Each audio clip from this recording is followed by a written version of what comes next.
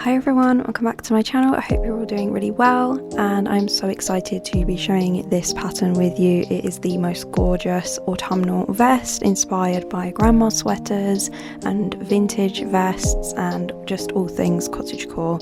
So if you guys like the sound of making yourselves one of these, then definitely continue watching, and don't forget to subscribe and like this video as it really helps the channel out. And then let's just get into it. Okay, so first off, I'm going to be talking about what you need for this project. So for the patchwork area, I'm going to be using a variety of different colours. I've got greens, browns, reds, oranges, that type of thing. I'm just kind of sticking to that colour palette, and then I'm also going to incorporate some of the back panel colour, which is going to be a navy blue, into the front so that it all kind of flows together nicely. So I would say for the size that I'm making, I'm using probably around 400 to 500 grams of yarn, and that is for like an oversized medium, I would say. So depending on your size and how you want it to fit, and how like familiar you are with how much yarn you use for your typical crochet clothing projects, then you may need to use more or less. So for each square that I'm going to do for the patchwork, this is typically how much yarn I've used. So I'm going to get into how big you are going to do the squares later, but I suggest that you do a sample of the yarn weight that you're using and how much yarn you use for one square, and then you can kind of calculate how many squares you're going to do and therefore how much yarn you need for the front panels. And then the back panel will pretty much just be double that. All of this yarn is acrylic and it is double knit, and I'm just basically going to be using these types of shades. And for hooks, I've stated a lot in my videos that I have a pretty loose tension. When it comes to wanting my work to have no gaps, I typically size down a hook. I definitely want the crocheted work to be quite relaxed, so I am just going to use the normal hook size for double knit yarn, which is around 5mm. You can change the hook depending on normally what you typically work with double knit yarn. So I've got the 5mm hook for the squares and the kind of main body of work, and then for the ribbing I've got a 4mm hook, and the reason I'm sizing down is because I want the work to appear as if it has kind of cinched in, and typically with knitting you see a lot of the time you start off your ribbing with a smaller needle and then you change to a larger needle when you're actually doing the body of work, and that creates a nice shape to the work. It basically allows it to kind of look like it's decreasing in, except it's not, it's just kind of giving it a bit more of a cinched in look. And then you're also going to need some buttons. So I haven't decided which ones I'm going to be using, but I've set aside a few that I do quite like. So I've got some chunky buttons here, and I've also got some square ones, and then I've got some smaller ones here, but they're all kind of within the same colour palette. And then some embroidery thread and a needle so that you've got that ready for later on. And then we're also going to be sewing the panels together. Now I know a lot of people kind of don't really like sewing, and that's fine. If you want to crochet your squares together, then you can do that. But I think that sewing them together, especially with the technique that I'm going to show you, gives it a really nice flat look. Okay, so you're also going to need a measuring tape. So your first step is you want to decide how large you want your squares to be. Now obviously your squares are going to be the same length and same width, and I decided that I want mine to be 4 inches across and 4 inches in height. So once you've decided how large you want your square to be, you can then measure across the front of your rib cage and decide how large you want basically the vest to be. So I was quite happy with 48 inches all around, or 24 inches on the front and 24 inches on the back in width. And luckily this is divisible by 4. So you want to make sure that the number that you settle on for basically the wideness of the garment is divisible by your square number, length by width. So like I said, mine's 24, I can divide 24 by 4, and that is 6 squares. So once you've divided your larger number by your square number, you are then going to have a number that basically equals how many squares you have in the widest part of your front and back panel. Now I'm not doing squares for my back panel, so we can just ignore that, but particularly for the front panel you need to know how many squares are going to sit on the bottom row so that you have your largest width worked out. So from my calculation, I know I've got 6 squares that run across the widest part of the rib cage across the bottom. Don't worry about the strap section or the neckline, because obviously that is going to be a different shape. You don't need to worry about that. We just need to know the widest part of the vest, which is basically the bottom section and maybe the stomach section. So my rib cage across the front panel is going to be 6 squares across, so 1, 2, 3, 4, 5, 6, etc. And we want 2 front panels, so I'm going to split those off into 2. I've got 3 squares across here and 3 squares across here. So let's just focus now on one panel, because they're basically going to be the same but mirrored. So I'm going to definitely have 3 squares going across the bottom. Now yours might be different, you might want a different number of squares going across the bottom, so you can kind of just play around with this. And sometimes it's good to just make the squares up and stack them, and then you can kind of add more if you want the panel to be wider or taller, etc. So don't worry too much about the specifics of it, but I definitely recommend doing those first few steps to get yourself ahead of that. So once you've worked out how many squares are going across the width of the front panel, then you want to work out how many squares roughly you want for the longest section of the panel. So that is basically going to be how many squares you want going from the top to the bottom. Again, don't worry about the parts that decrease around the shoulder section, just simply where you want it from the top of your shoulder going down, how many squares fit in that measurement. I wanted from the top shoulder downwards, I needed 5 squares. So roughly my vest is going to be from the shoulder downwards around 20 inches long, and that's not including the ribbing. So that means for a front panel, I've got 5 squares going down the longest section and 3 squares going across the width section. So now I've worked that out, I can show you how I'm going to map each square out. I would say the trickiest part of this pattern is actually working out how many squares you need, and this is why I said sometimes it's good to just make a few squares, stack them on top, see if you like the length, and then add other squares around it to match the map that I've made, if that makes sense. So I'm going to show you how to just do a normal square. It's so easy, it's just basically a flat panel of crocheting, and I'm going to be doing the yarn under single crochet with my 5mm hook. And then I'm also going to show you how to do my decreased square, and I'm going to be doing 2 of these for each front panel, one for the kind of armpit section and then one for the neckline section to create that shape. And then it's the exact same thing on the other side. So just to kind of go over it, I've got 10 regular squares and then I've got 2 decreased squares that I'm going to do for each front panel. Once we've attached all of those together, after that I'm going to be showing you how to do the back panel, and that is going to be so much easier, so don't worry too much. So let's make a normal square. So basically you're just going to make a slip knot and chain up the height or width of your square that you've measured out. So I want to chain up 4 inches worth of chains, and I worked out that that is about 16 chains. So I'm just going to chain 16, 1, 2, 3, 4, 5, 6, 7, 8, 9, 10, 11, 12, 13, 14, 15 and 16. And so now I'm just going to be quickly referencing the cross stitch if you are going to decide to do cross stitch on top of your work after we've done all of these squares. I'm chaining up the height of my cross stitch designs on the graph. So for me that is 16.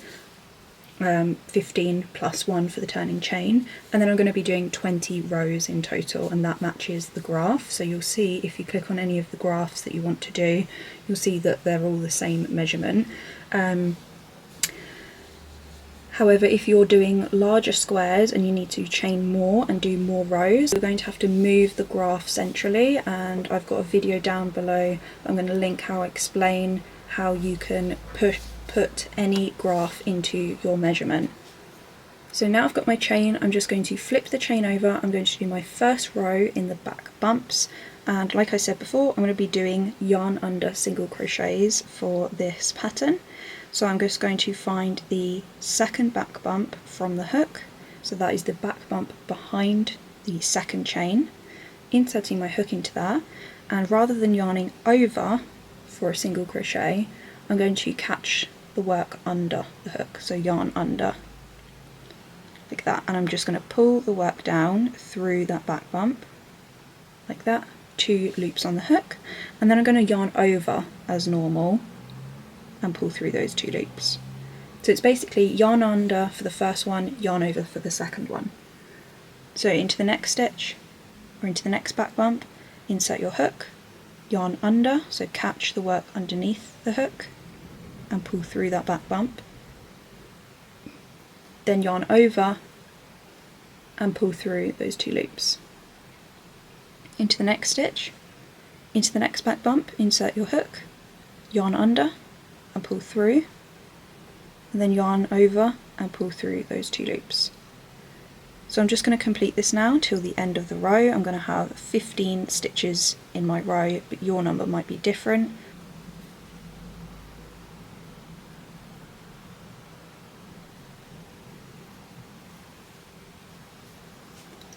Okay, so now I've just reached the end of the row and it looks something like this. And now I'm just going to start my second row, and I'm going to chain 1 and turn the work. And I'm just going to do the exact same thing again, but this time I'm going into the actual stitches rather than the back bumps. So finding that first stitch, inserting my hook, and I'm going to do the yarn under single crochet. Same into the next stitch, just doing the yarn under single crochet. And I'm repeating this across to the end of the row. So once you get to the end of the row, you can just then repeat row 2 until you reach 4 inches, or however many inches are in your square length and square height. And I'm going to do 20 rows in total for this. So this is row 2. When I get to the end of row 2, I'm just going to chain 1, turn the work, and then I'm going to do my yarn under single crochet into each stitch across. And that is literally all you need to do for your normal squares. I'm going to come back when this is done, and then I'm going to show you how to do the decrease square. So the other square that you're also going to need is sort of this triangular shape, and we're going to be making 4 of these, and 2 are going to go on each front panel. One is going to be kind of heading towards the chest area, and then one is going to be around the armpit / shoulder section. This is just to create some more shape around the waistcoat panels. So what I'm going to do is I'm going to show you with this orange yarn, and you want to take your normal 5mm hook and you make a slip knot. And I'm just going to chain up the exact same amount of chains that I've done for all of my other squares. So if your number was different, then use the number that you've been using. I'm going to chain up 16.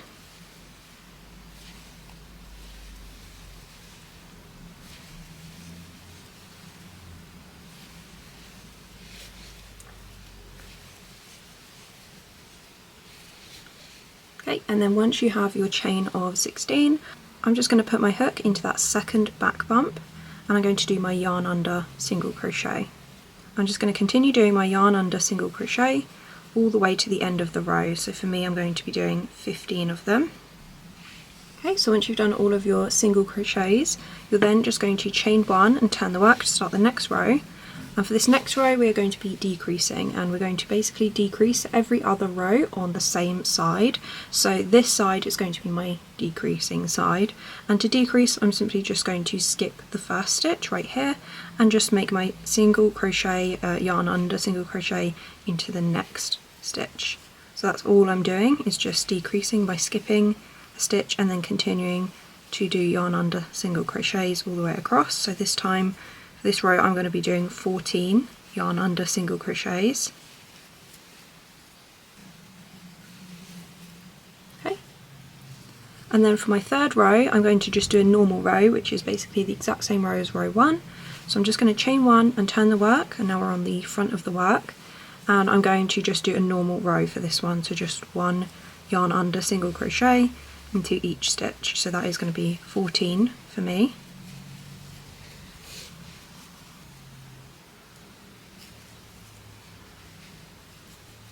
Okay, just done my last yarn under single crochet, and now I'm going to chain 1 and turn the work, and this is now row 4, and this is going to be another decrease row. So I'm just going to skip the first stitch and single crochet into the second, And then I'm going to continue single crocheting, yarn under, single crocheting all the way across, and this time, because I decreased at the beginning, I've got 13 stitches in my row.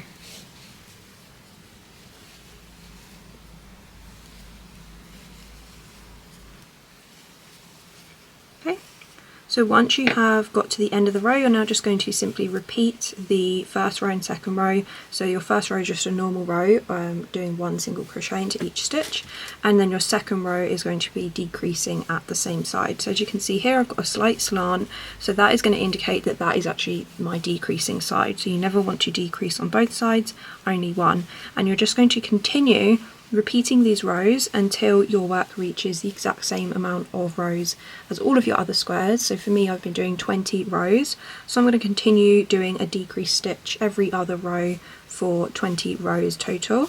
Once you've done that, it should technically look something like this, except we're going to be flipping it so that it is like this when we actually sew it down.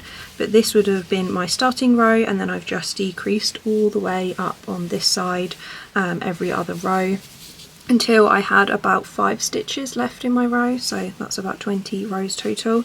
And then yeah, once you've done it, you want to kind of flip it this way, and this is going to be actually how it's going to lay down on the vest. And now we're going to be attaching the squares together, and I'm going to include in the description a kind of mapped out visual for you guys of how I'm going to have my colour palette, and also the arrangement of the squares stacked on top of each other.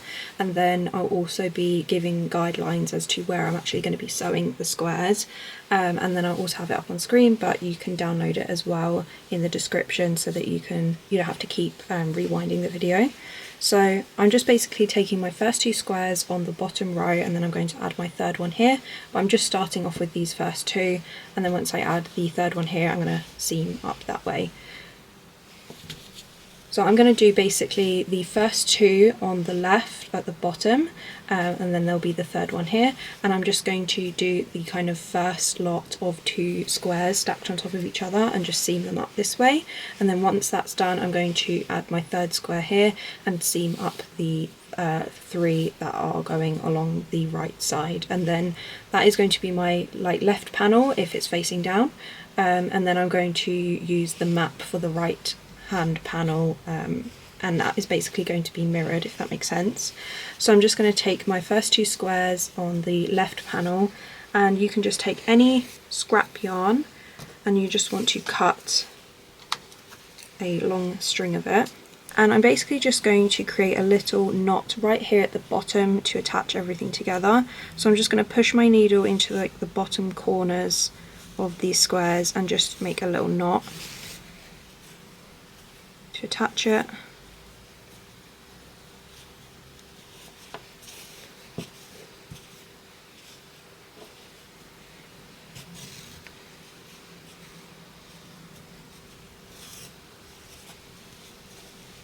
Okay, and then we're ready to start seaming. So I'm just going to flip my squares like this so it's a bit easier to see. And I'm basically just going to be pushing my needle through horizontally across the red section first. So I'm just going to kind of push it through here, just roughly kind of going horizontal, and pull that through. And then I'm going to repeat the exact same thing on the opposite side on this yellow square. I'm just going to kind of push it horizontally through like that, and then pull through. So you should have what kind of looks like a C shape right here, and you can just kind of tug that, and then I'm literally just repeating that again. So I'm going back to my red section here, and again you can just line these up and make sure that you are getting the stitches nice and aligned. I'm going to go into sort of the next section that I can see, push through horizontally that top of the red and just pull that through, and then onto the other side, the yellow section. I'm just going to do the exact same thing. I'm going to push my hook just roughly, it does not need to be super precise, horizontally to match that, and then just pull through. So I'm just going to continue that all the way up the seam of both squares. Okay, so I've just seamed together these 2 squares, and now I'm going to work on the 2 above it. So that is going to be a dark orange square here and then a brown square here. So I'm just going to lay these down on top of these 2 squares I've already seamed, like this. It doesn't really matter which side you put them on. I'm just going to line them up here, and then with my needle, with it still attached right at the top of these 2 seamed squares, just going to ignore these ends for the time being, and I'm just going to do exactly what I did for the bottom part of this square. I'm going to just make a little knot at these 2 bottom parts, just so that they don't slide up and down on the kind of sewing thread.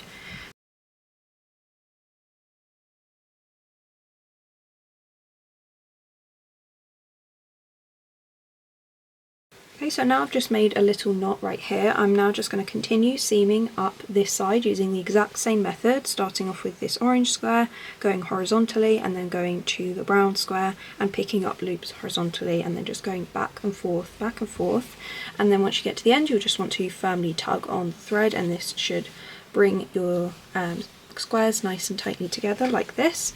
And I'm literally just going to continue up for the next 2 rows after this one. So for me that is going to be a green square and a blue square on top, and then after that is going to be my orange decrease triangular type square, and then a light brown square on top of that.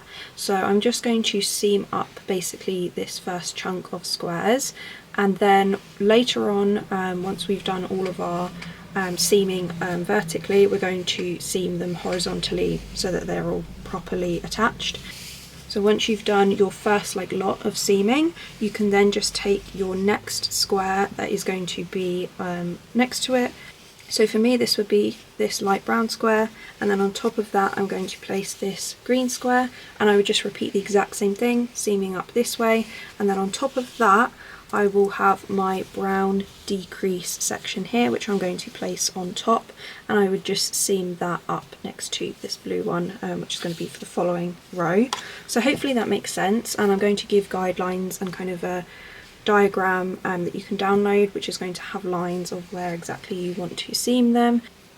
So yeah, I'm just going to continue that now, and then I'm going to do the exact same thing horizontally. So once the vertical sides are seamed, I'm going to attach using a knot on this side, and I'm going to seam the exact same method but this time horizontally.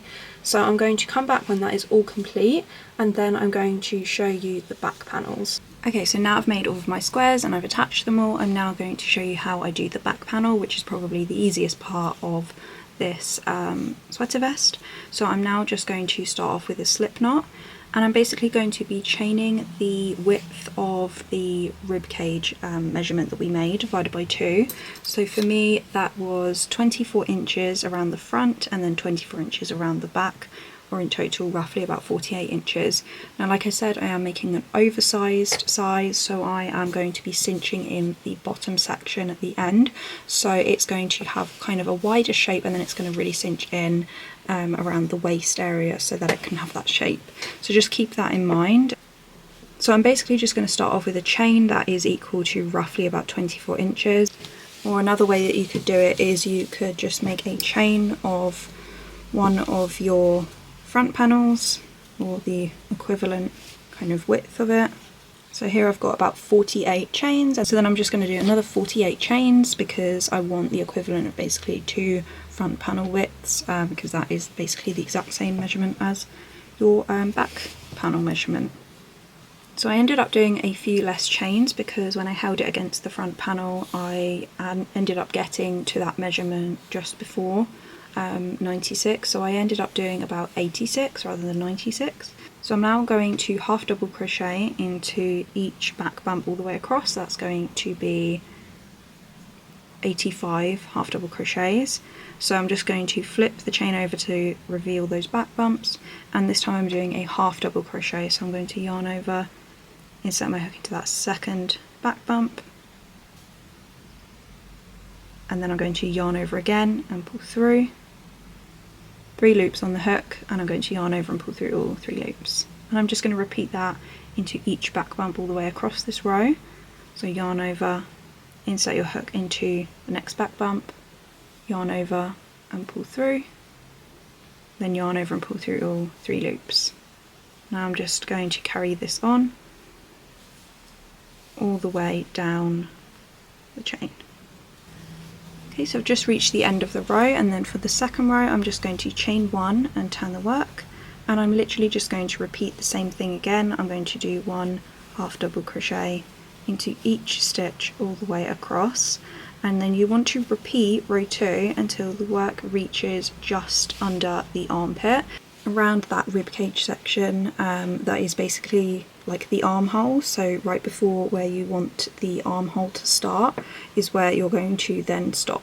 So I'm just going to do as many rows as I need to until the work reaches just below the armpit, and then I'm going to come back and show you how we decrease, and we're going to create this kind of curve that goes inwards like the back of a vest.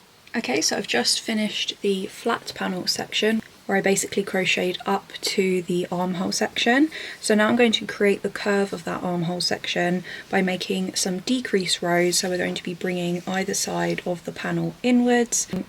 So basically we're going to be doing 2 decreases at the beginning and 2 decreases at the end. So we're minusing 4 stitches from our row each row.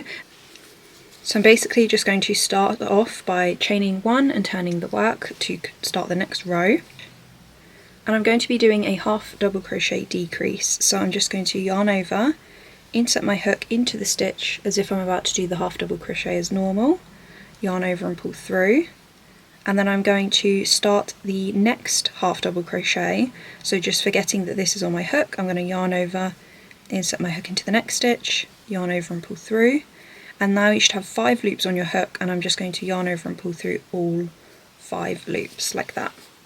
Okay, and then I'm going to do another one of those. So I'm just going to yarn over, insert my hook into the next stitch, yarn over and pull through, then just pretend like those aren't there and start that again, yarn over, insert your hook into the next stitch, yarn over and pull through, 5 loops on the hook, and you just want to yarn over and pull through all 5 loops. So we've just reduced 2 stitches, and now I'm just going to half double crochet all the way across until I get to the 4 stitches left in my row, and then I'm going to repeat that again. So I'm just going to basically join 2 half double crochet stitches together into one, and then again for that final 2. So I'm just going to do that now, and then I will meet you back for the next row. So I've just done my last 2 decreases in those last 4 stitches. So now I'm just going to chain 1 and turn the work. And I'm going to repeat the exact same thing again. I'm going to do 2 decreases. So using those first 2 stitches make a decrease, and then use the next 2 stitches to make a decrease again. And then I'm just going to half double crochet across.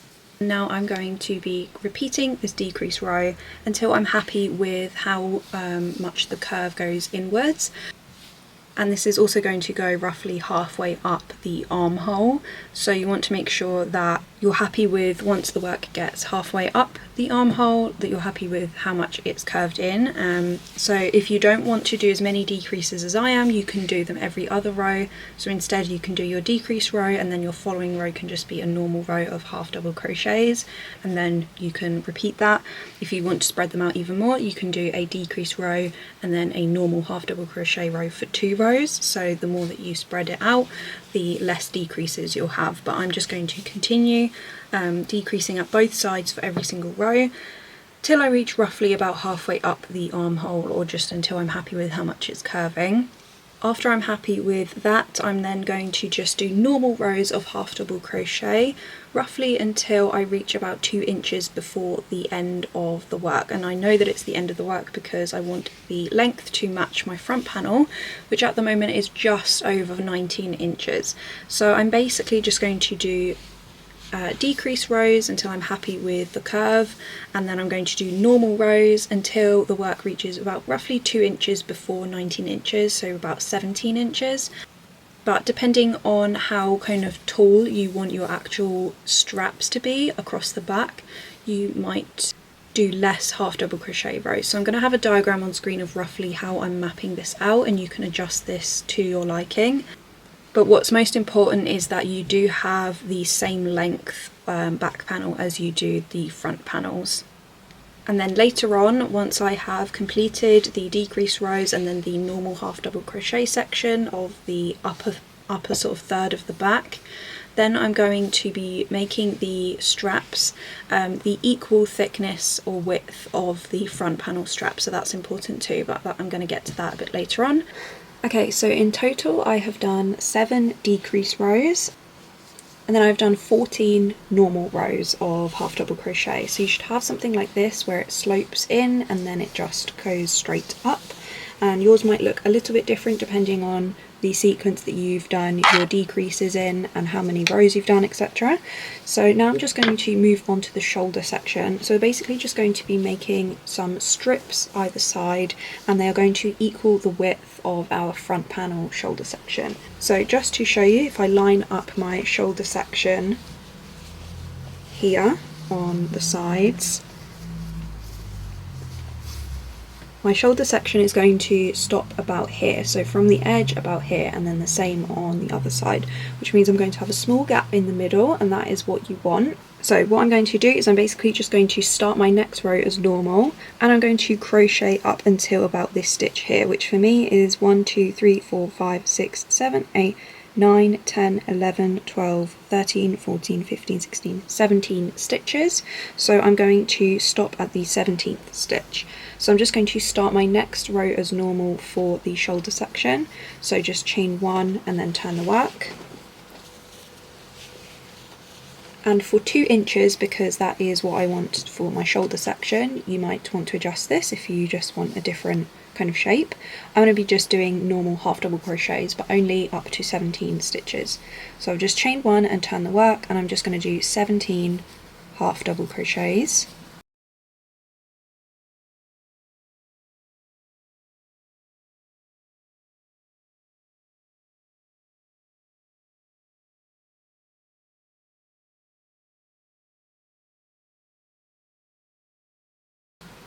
Okay, so I've just done my 17 half double crochets, and then I'm just going to basically ignore the rest of this side, because we're going to be reattaching the yarn over here to do our second shoulder later on.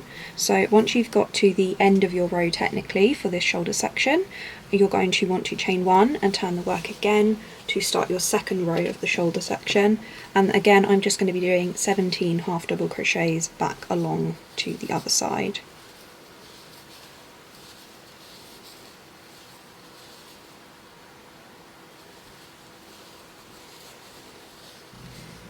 Okay, so once you've done your second row, I'm now just going to continue doing as many rows as I need to get 2 inches worth, or the equivalent of what is left to create the full length of the back panel that you need. So you just want to match up basically the length of your front panel to your back panel, so however many rows you need to do left to match that. So currently, before I've done the shoulder panel, my work is 17 inches. I want my full vest before the ribbing to be about 19 inches, so I'm going to do 2 inches left of the shoulder panels to get to that length. Okay, so I've just done my shoulder over here. I just did 1, 2, 3, 4, 5 rows to get 2 inches of the shoulder section. I'm going to repeat the exact same thing over here. So I'm going to attach my work in this first stitch on the left side, and then pull the slip knot through that stitch, and then just chain 1 to attach it as if it is going to be a new row. So the chain 1 counts as basically the chain 1 and turning the work, and now I'm just going to do 17 half double crochets, so 1 in that exact same stitch, and then the same in each stitch across for 17 in total. So I've just done my first row, and now I'm just going to chain 1 and turn the work to do my second row, and I will just now do 5 rows in total of half double crochet to match the other side. Okay, so now that I have completed the back panel and the front panel, it's time to attach everything and weave in the ends before I'm going to do the cross stitching. And you're basically just going to want to use the same method that we used to attach the squares and sew along the top, just kind of using that method of pushing your sewing needle horizontally through the front part and then horizontally into the back part in sort of the same corresponding area, and just repeat that across until you have attached them. Same thing for the other shoulder, and then I'm just going to flip this on its side so you can see. So this is the rib cage and armhole section, and you just want to attach your work at the seam on that part. So you're going to completely leave this kind of angular section of the armhole open, obviously because that's where your arm is going through. So you just want to seam up this side, and then you want to attach the seams together on the opposite side of the vest. So I'm going to do that now off camera. I'm not going to go into a lot of detail about the cross stitching because I just have so many videos on how to do it. Just to kind of explain it, I'm basically going to be pulling out these kind of squares and using the holes as the cross stitching holes, and each cross stitch is going to make up 4 holes. So I will be going from the bottom left up to the top right, down to the bottom right and up to the top left to create a cross stitch. There are many obviously tutorials on YouTube as well on just basic cross stitching, and then essentially how this links to the graph is that each square on the graph represents a cross stitch. So that will be 4 holes on your work, and that's 1 square on the graph. And for the graph, it is basically going to be the amount of rows in the graph is going to correspond to the amount of stitches that you've done up the side. So obviously we did crochet our square this way, and then I flipped it so it was vertical in the lines for cross stitching. So just to remind you, I did a chain of 16 stitches, which then gave me 15 stitches. So on the side of the graphs that I'm going to provide, you'll see that the vertical side is 15 and across here is 20 rows, which is also going to be 20. So it's kind of like the graph is flipping what we've actually crocheted, if that makes sense. But visually it should make sense once you've flipped your, square, attach them all together, and then you can see how we've got these nice aligned holes to work into. So again, I'm going to include tutorials down below that I've done for cross stitching on top of crochet. So after I've weaved in all of the ends, attached these seams together and done the cross stitch, I'm going to come back and show you how we're going to do the ribbing and add the buttons and everything. So I will meet you back for that step. Okay, so I've weaved in all of the ends and I've just flipped the vest upside down. So this is the back section and the hem, and you just want to shuffle along to one end. Because I'm left-handed, I'm going to be shuffling along to the left side of the hem of the vest. If you're right-handed though, you want to shuffle along to this right side. So I'm just going to be doing 1 row which is going to cinch in the bottom and create a nice kind of scooped in shape. And I'm going to do this by basically taking a ribbing colour that I'm going to use, and I'm going to use this deep red colour, and I'm going to be doing a single stitch, and then I'm going to do some sort of skipping stitch, and you can adapt this to any stitch you want. I'm going to be doing slip stitches because this is going to create a nice straight line, and if you do sort of like half double crochets or single crochets, you kind of get these vertical jagged lines. So I'm going to be doing slip stitches for my stitch, but you don't have to, you can do any stitch you want. And we're going to simply just be using this row as a decreasing row that's going to shape the work. So just take your hook, and I'm going to be using my smaller hook, 4mm hook, and I'm going to push it into this corner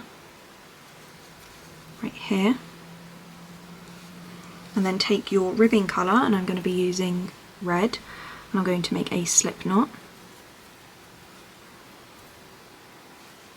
like that, and then just pull your slip knot through that corner and chain 1 to attach it like that. So like I said, I'm going to be doing slip stitches, and I'm going to be doing all of these in kind of singular loops rather than pushing through like inside of the actual square, if that makes sense.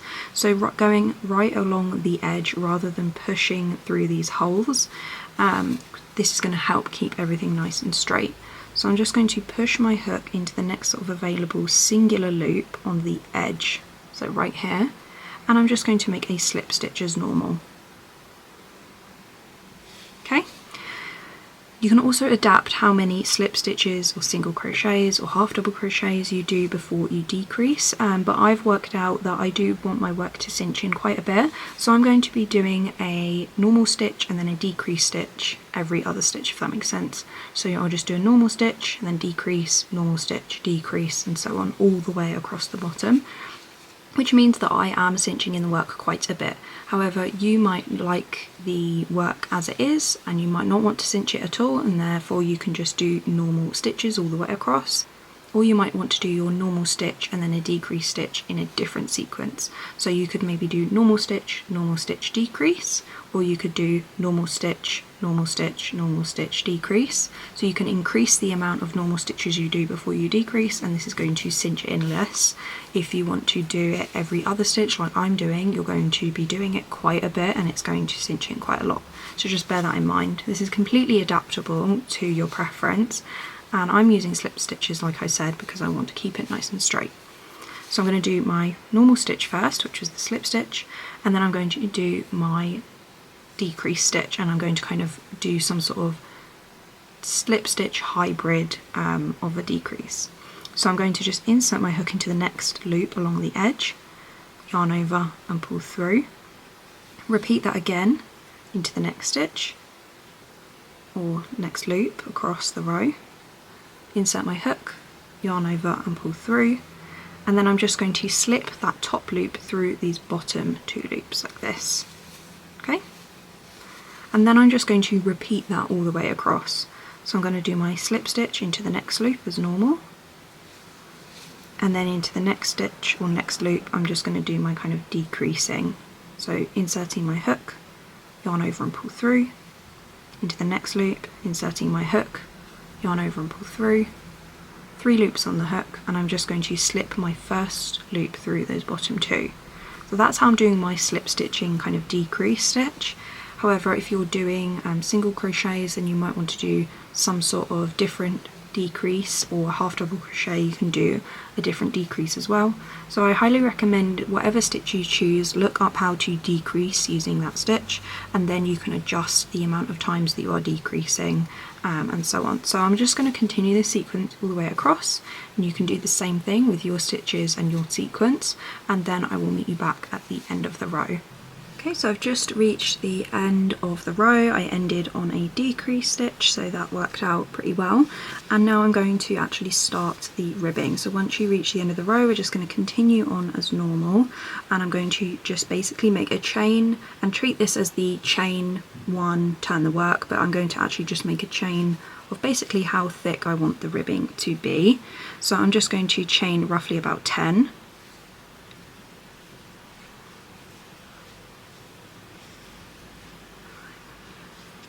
So once you have your chain, you're going to treat this as your like chain 1 and turn the work. So I'm just going to turn the work. I'm just going to kind of fold it in half at the minute because this is quite a long piece. Okay, so I've turned the work, and now technically the chain is on the back. So you'll see all of these bumps, that is on the back of the chain. And I'm basically just going to be doing my single crochet into each back bump. So into the second back bump, I'm going to make a single crochet, into the next back bump, single crochet, and I'm going to do this until I've got my 9 single crochets in total, because that 10th one is obviously for the turning chain. So I'm just crocheting all the way down this chain into the back bump.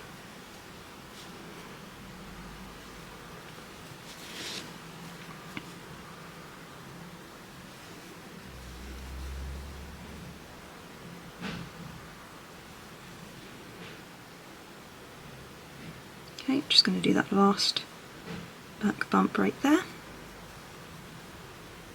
Okay, and once you've done your set amount of single crochets, you're then going to make 2 slip stitches into those stitches that you just made across the hem. So 1 into the next 2 stitches, and that is going to complete the end of the first row of the ribbing. So just make 1 slip stitch and then 2 slip stitches to the next stitch, like that. Okay, so that is the end of the first row, and then I'm going to basically turn the work again back to the front, and I'm simply just focusing on this red section here, and I'm going to be skipping those first 2 slip stitches that we made, and then I'm going into the back loop of the next stitch, or the first stitch of the 9 that I've got, and just doing a single crochet. And then I'm going to single crochet again in the back loop, all the way until the end of the row, and for that last single crochet I'm going to go through both loops, not just the back loop. Okay, so I've done my single crochets in the back loop, that's 8 of them, and for my 9th and final one I'm going to go into those both of those loops and just do my final single crochet like that. Okay, and now and that is my second row complete, and for my next row I'm going to just chain 1 and turn the work. This time I'm going on the back of the work,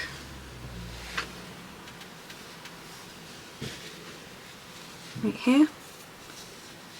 Okay, and I'm going to do my first single crochet through both loops right here, and then for my rest, and then for the rest of the single crochets I'm now working through the front loop, and the front loop is the front loop when we're working along the back, but technically it is also the back loop from the front, so it's the same loop as we worked in the previous row, it's just that now it becomes the front loop. So I'm just going to do my single crochets now in these front loops all the way across, so that's 8 for me in total.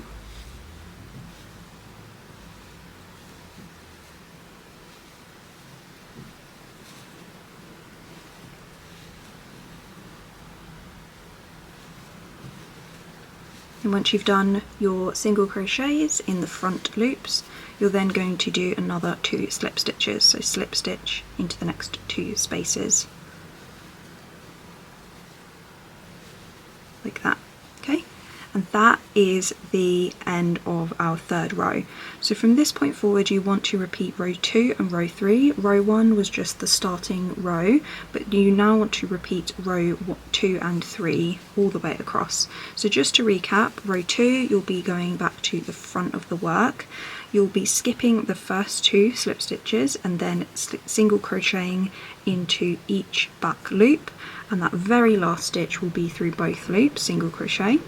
Then for row 3, chain 1 and turn the work, and this will be on the back of the work. Make your normal single crochet through both loops, and then you want to do your single crochets across into the front loops all the way to the end, and then finish the row with 2 slip stitches. Okay, so I've just finished all of the hem ribbing, and I just ended right over here in the left corner, so the left side of the vest is where I just fastened off. I basically just did rows and rows and rows until it met right up here at the seam. I basically just did the last 2 slip stitches and then I turned the work and then skipped those and did my last row in the back loop. And now I'm going to show you how I'm going to do the ribbing around the border, around the hem, going all the way up, around the neckline and back down. Because I'm left-handed, I'm going to be starting on the right side of the panel here. I'm going to be working up and I'm going to be basically marking with stitch markers where I want the buttons to go. I'm going to be placing my buttons on this side. If you're right-handed and you want to place your buttons on the opposite side, then you can copy exactly what I'm doing but starting on this side rather than this side. That's just because when you turn the work here, you can attach your yarn and work nicely going right to left.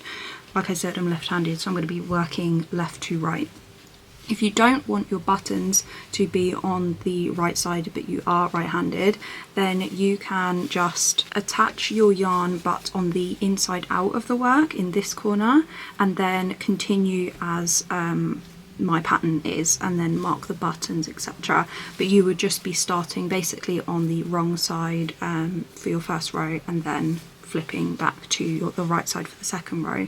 I recommend doing it that way just because normally with vests your buttons do sit on the right panel, this side, if you're facing, if it's facing upwards, the right panel, but it's completely up to you. So taking the ribbing colour, and I'm going to be using 3 buttons to attach my vest together, but if you want to use more then you would just need a few more stitch markers to mark where you want your buttons to go. But I know for sure that I definitely want a button right here at the bottom, and then I'm going to place probably one in the sort of centre here, and then one right here where this triangular kind of square panel part is here. So just taking the same ribbing colour, and I'm also going to be taking the same hook size So if you're right-handed, attach your yarn, push your hook through this bottom corner, pull the yarn through and then chain 1 to attach it. I'm going to be just starting on the opposite side, or sorry, the right side, but it's the same corner. So just take your yarn with your slip knot and then pull it through like this, and then just make a chain based on how thick you want the ribbing to be. Now I don't want my kind of inside ribbing to be as thick as the hem ribbing, so I'm probably going to do roughly around just over half, because I do want the button to be sitting nicely. So for this ribbing I had 9 stitches in the row, so I think I'm going to go for roughly about a chain of 7, which means that I'll have 6 stitches rather than 9. So I'm going to chain 7. Again, if you're on this side, you've already done your chain 1, so chain another 6. So 1, 2, 3, 4, 5, 6 and 7. Okay, then just same as before, you want to flip the work so that the chain is basically upside down, and then you just want to make your single crochets into the back bumps. So starting into that second back bump,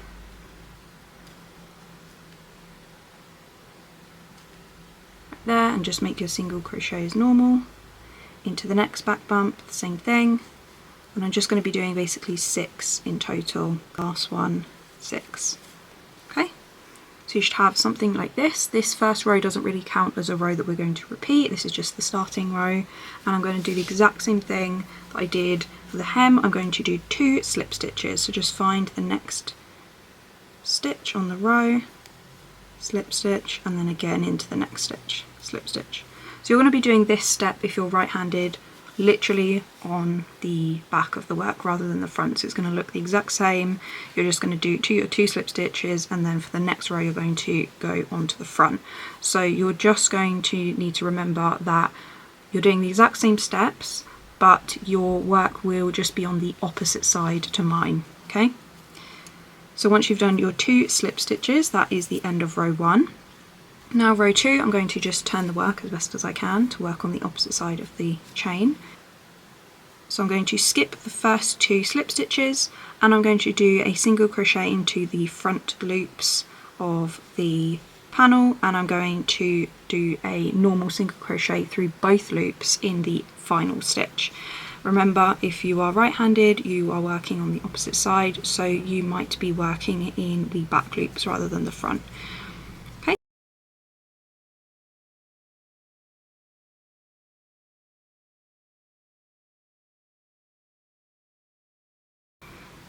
And then chain 1 and turn the work to start row 3.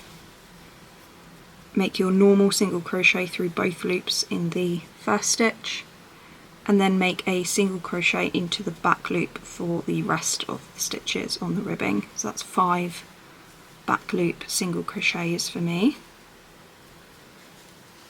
And then to finish the row, I'm going to slip stitch twice on the actual garment that we've got. So at the moment I'm on the hem ribbing. Okay, so that's what it should look like so far. For the next row, you're going to want to basically just repeat row 2, so just turn the work to the back, or if you're right-handed to the front, and then skip the first 2 slip stitches, and then work in the front loop and do your 5 single crochets in the front loop, or however many you're doing, and then in your final stitch a single crochet through both loops. And remember, if you are right-handed, you'll be working in the back loop because you started on the opposite side to me. So don't overthink it, just keep crocheting naturally. Don't worry too much if yours looks different to mine, because the likelihood is it probably is different because we're probably using different hands. Then for your next row, we're going to be repeating row 3, so chain 1 and turn, single crochet through both loops in the first stitch, and then single crochet into the back loops for the rest of the stitches. If you're right-handed, you'll be single crocheting into the front loops instead of the back loops for this row. Okay, so I'm just going to continue now, repeating row 2 and row 3. I'm going to stop once I reach this section right here, and when you stop at this section right here, just where basically the angular square we made, you want to mark with stitch markers on the opposite side, so over here where we're currently crocheting, with you want to mark stitch markers where you want the buttons to sit. And the reason you do it on the opposite side is so that you can match it up on this side where we're going to do the buttonhole. So just imagine for the moment that your stitch markers are your physical buttons. You're going to want to match up the buttons to where the buttonhole is going. Okay, so as you can see, I have done my ribbing up until the green triangular type panel that I was talking about. And if you were wondering why this side looks a little bit different than before, I realised off camera that I had arranged my squares wrong, so I just quickly corrected them. Don't worry, it is still the same as the diagram, I just had to correct them off camera because this side was correct and this side wasn't. So now I have reached the green square where it was supposed to be, and where I've placed the stitch marker on the opposite side is where I'm going to place the buttonhole over here. So as you can see, it is right on that kind of angle section, so I'm going to continue the ribbing until I get to that angular section there, or just a bit before, and then that's where I'm going to do the buttonhole. Okay, so I've now reached the point where I'm going to add the buttonhole. So you're going to want to use your button as a reference for the buttonhole, and you're basically going to be making a chain that is pretty much equal to the button. And I definitely recommend making the buttonhole slightly smaller than the button, because if you make it too big, you run the risk of just the button slipping out, and you want it to be nice and secure if you're going to button your vest up. So I recommend making the chain slightly smaller, and you can just experiment and crochet as you go and kind of see what you need to, how you need to correct it. Is I'm going to do the same again. I'm going to skip the first 2 stitches, and I'm going to instead single crochet 2 into the front loop. I'm going to then do the exact same thing on the end. I'm going to just do a chain of 2, skip 2, and then I'll do my single crochets into the front loop 2 times to even that out. So you've got 2 single crochets either side, and as you can see here, the hole is smaller, but will the buttonhole fit through? Yes, it will, and it's nice, and it's kind of got a bit of resistance there, so I know that it's going to hold. So I'm going to leave it at that. So my buttonhole was just 2 single crochets at either end, and then I skipped 2 in the middle, and you want to chain 2 or chain the same amount of stitches that you are deciding to skip. So if you're deciding to skip 4 stitches, you want to chain 4 and then make the equal amount of single crochets on the other side. If you're going to skip 3 stitches, then you're going to chain 3 and then do the same amount of single crochets that you did at the beginning at the end. So that is the buttonhole. You're then going to chain 1 and turn the work, and then you're going to continue as normal. So you're going to treat these chains here as if they are stitches. So in your first stitch, just make your single crochet, whether it's on this side or this side, continue as normal. You might need to skip the first 2 slip stitches depending on where you are at, and then single crochet into the back loop, and then same on the chain. I'm just going to take that back loop on the chain, single crochet, back loop on the chain, single crochet, then back loop on the last 2 stitches and single crochet like that. And then I'm just going to slip stitch into the next 2 spaces like that to complete the row. So as you can see, now I've got a nice buttonhole, and that is literally all you need to do. So you want to then just continue your ribbing all the way down until you reach the next section where your stitch marker sits. So for me, that is going to be on the sort of bottom section of the middle square. So as you can see, I've got my triangular square, normal square, and then bottom normal square, and I've put my stitch marker roughly in that point between both of those squares, and then I've done my final one just below that final square here, so just below it, about 1 inch below it right here. So I will match that on the other side, and then where I've left that final button, I would then just continue doing the ribbing right until the end. So just after you've done your final buttonhole, you then just want to continue doing the ribbing as normal until the edge. So I'm going to meet you back right at the edge, and then once you've reached that edge, you want to make sure that it's nice and straight, so do an extra row or take away a row depending on how it looks, and just keep it nice and neat. And then I'm just going to chain one and fasten off, and then I'm going to show you how we do the armhole ribbing. Okay, so now the final step is going to be the armhole ribbing. Now for the armhole ribbing, I'm not going to do a decrease round because I measured obviously how big the armhole was going to be earlier on when I made the panels, and I'm happy with how the armhole is, so I'm okay with just using my smaller 4mm hook and it kind of decreasing in that way. But I'm not going to do actually any decrease rounds. I'm just going to simply do my ribbing with the smaller hook, and it's going to create a little bit of a decrease kind of shape. So I'm going to be starting the ribbing right where that kind of corner section is, and I'm just going to push my hook through that space and then make a slip knot with my ribbing colour, and then pull it through and chain one to attach, and then just pull it through. And then you want to make a chain of however long you want the ribbing to be, or how thick you want it to be. And then I'm just going to do basically exactly what I've been doing for the other ribbing sections. I'm just going to do my first row in the back bump. I'm going to do single crochet into the second back bump, and then into each back bump all the way across. So I've got my 6 single crochets in the back bumps, and then I'm going to finish the first row by just making 2 slip stitches. So I'm just going to find the next space, slip stitch, next space again, slip stitch, like that. End of row 1, and now I'm going to move on to row 2. So this is now going to be on the back of the work, and I'm just going to turn the work around. I'm going to skip the first 2 slip stitches there, and I'm just going to do my single crochets in the front loop of each stitch, and I'm going to do a normal single crochet in that final stitch.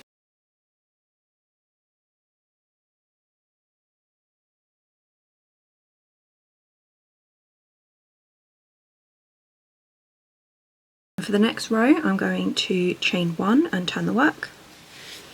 And this time I'm on the front of the work. I'm going to do my normal single crochet through both loops into the first stitch, and then I'm going to do my 5 single crochets in the back loop of each stitch all the way across, like that. And then I'm going to finish the row by doing 2 slip stitches on the actual vest, like that.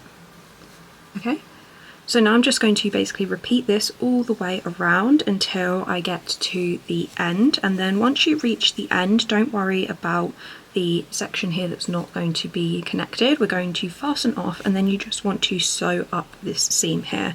So just using the same method that you used for attaching the squares together, I'm just going to sew the seam up once I come back to the beginning. And just for reference, if you're right-handed, you would have started in the same space, but you would have crocheted clockwise going around like this, but because I'm left-handed, I'm crocheting anti-clockwise around, but it's the exact same process. So yeah, I'm just going to carry on now, and then I'm going to show you the final result when everything is all weaved in. And also I am going to be steaming this just because I want everything to look nice and flat, and just have a little bit more movement and shape.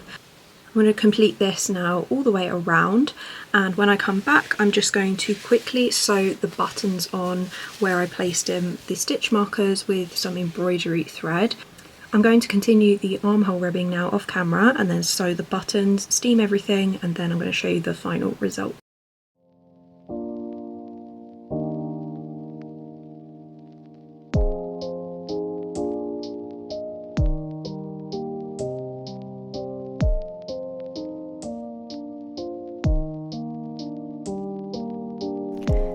And this is the final vest. Thank you guys so much for staying till the end of the video. I know it was a long one, but I'm hoping that everything was explained nice and clearly and in depth, so that even beginners can give this one a go.